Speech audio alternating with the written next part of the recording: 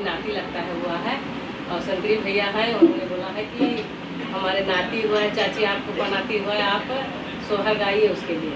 तो आज हम लोग उस बच्चे के लिए सोहर गाएंगे और वो आशीर्वाद देते हैं हम सब लोग मिलके कि वो आगे बढ़े, बाढ़े पौड़े, अपने माँ बाप की सेवा करें। और उनके परिवार के लिए आज हम एक सोहर गाने जा रहे हैं, आप लोग सुनिएगा, अच्छा लगे तो कमेंट जरूर करना। आप सबके लिए एक सोहर गाने। ऊंचा नगर